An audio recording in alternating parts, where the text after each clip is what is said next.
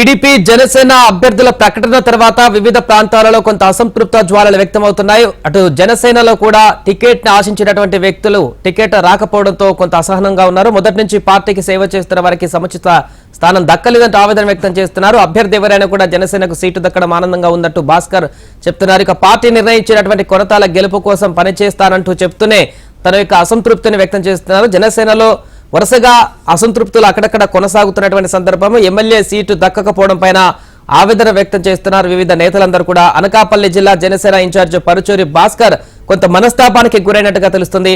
దీనికి సంబంధించిన పూర్తి వివరాలు మా ప్రతినిధి అనురాధ ఫోన్ లైన్ లో అందిస్తారు. అనురాధ, సాయి, అనకాపల్లి జిల్లాలో రాజకీయం అంతా కూడా వేడెక్కిపోతుంది. ఎందుకనంటే మొదటి నుంచి కూడా ఈ ప్రాంతం అంతా కూడా సామాజిక సమీకరణాలు, క్యాస్ట్ ఈక్వేషన్స్ తోనే ప్రధానంగా ఇప్పటిదాకా ఇక్కడ పొలిటికల్ జర్నీస్ అన్ని కూడా సాగాయి. అయితే అదే దీంట్లో భాగంగా టీడీపీ జనసేన పొత్తులో భాగంగా కొంతాల రామకృష్ణకి, అతను సీనియర్ పొలిటీషియన్, అతనికి సీట్ ని కేటాయించడం జరిగింది. అయితే కొంతాల రామకృష్ణ గౌరవ సామాజిక వర్గానికి చెందిన వ్యక్తి.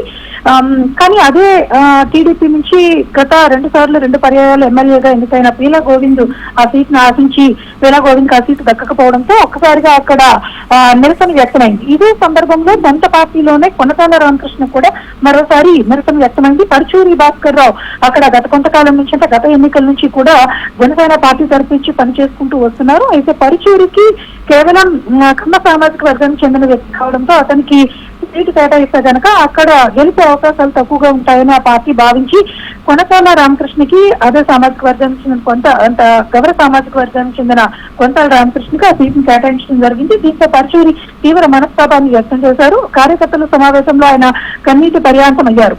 ఎందుకనంటే 5 ఏళ్ల నుంచి పార్టీ అభివృద్ధి కోసం కృషి చేస్తాను, ఈ సీటు వస్తుంది అన్న ఆశతో పార్టీ క్యాడర్ ని బలోపేతం చేయడానికి ఇక్కడ చాలా పనిచేశాను. కానీ నా సేవల్ని, వ్యక్తిగత అంశాలని కూడా పరిగణలోకి జనసేన అధినేత తీసుకోలేదు అని మనస్తాపం వ్యక్తం చేశారు. అసంతృప్తిని వ్యక్తం చేస్తేనే పార్టీ అధిష్టానానికి కట్టుబడి ఉంటాను, కొనతాల గెలుపుకి కృషి చేస్తాను, ఎన్నికల తర్వాత తన రాజకీయ నిర్ణయం ఉంటుంది అని చెప్పి పరుచూరి ఒక ప్రకటన చేశారు. దీంతో ఒక్కసారిగా అనకాపల్లిలో హాట్ పాలిటిక్స్ నెలకొన్నాయి. ఎందుకనంటే ఇటువైపు టీడీపీ జనసేన పొత్తుల్లో భాగంగా అటు పీలా వర్గం ఒకవైపు పొత్తులకి సపోర్ట్ చేసే పరిస్థితి కనిపించట్లేదు, మరోవైపు సొంత పార్టీలోనే జనసేన కూడా సపోర్ట్ చేసే పరిస్థితి కనిపించట్లేదు కొంతలకి. ఈ నేపథ్యంలో అక్కడ జనసేన అభ్యర్థి గెలుపు ఎలా ఉంటుంది అనే దాని మీద చాలా ఉత్కంఠగా నెలకొంది.